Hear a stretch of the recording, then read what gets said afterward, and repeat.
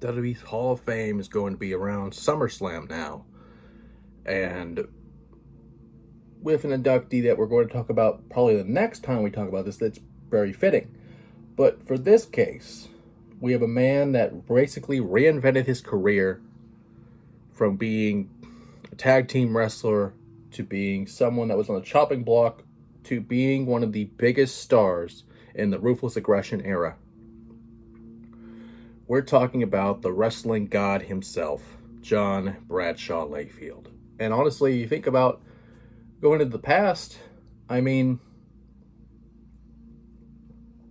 well, people do say that yes, he was a bully. Yes, he was somebody that was ruthless, but at the same time, his accomplishments speak for himself. The longest reigning champion in SmackDown history.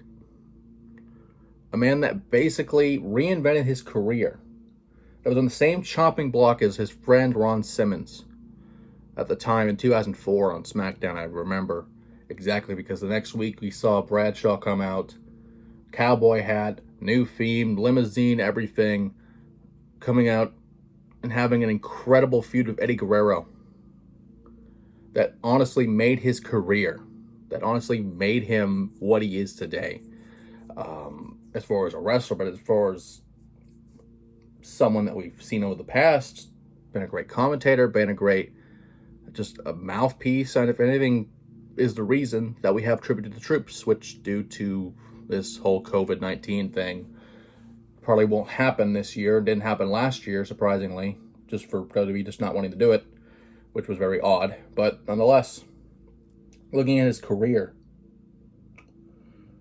just an incredible run, an incredible list of accomplishments. Just even going to his football days. At that time was an NCAA Division II All-American, which still is a big accomplishment. But for wrestling, his accomplishments are huge, very huge. I mean, just looking at him right now. I mean, for the Cash Wrestling Association tag team title with Cannonball Grizzly, who Grizzly later on became PN News, which is kind of a weird thing to think about. For the Federación Internacional de Lucha Libre, their heavyweight title, the George Tragner's Lufes Professional Hall of Fame, the Lufes Award in 2012, the Global Wrestling Federation, their tag titles, twice, once with Bobby Duncombe Jr., once with Black Bart. For Memphis Championship Wrestling, their tag title with Farouk around the time of the APA. For NWA Texas, the North American Heavyweight Championship for the NWA, which the title is still technically around to this day. Technically, if you're counting the national title, but that's different lineage altogether. For OVW, the Severn Tag title with Ron Simmons, around the time where APA was starting to kind of build and become something.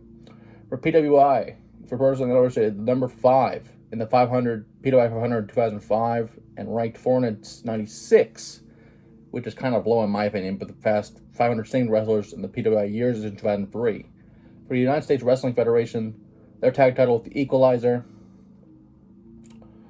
And for WWF/WWE, of course, those 3 tag team titles with Farouk, with them being the Acolytes, being a part of the Ministry of Darkness, all the way to being the APA that we know and love today. The Intercontinental title, which was his last title as he held as JBL. The United States title, where JBL went full on America. It was just fucking great. The Hardcore title, which is 17 times, which, it's a Hardcore title, so that's bound to happen.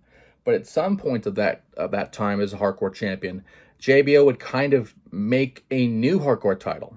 What I mean by that, it was kind of a Texas version of the Hardcore title, which was kind of molded off of a Smoking Skull belt, much like where Tommy Dreamer had a New York version, which was kind of based on the European title, but had a New York license plate on it, which was kind of cool.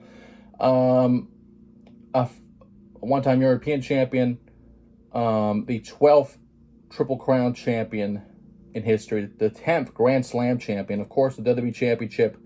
We had that amazing run with JBL, the bull rope match with Eddie Guerrero, and several great matches since then with The Undertaker, many fatal four-way matches, multi-man matches at that time, And that reign eventually was kind of beat by CM Punk during that amazing 34-day reign.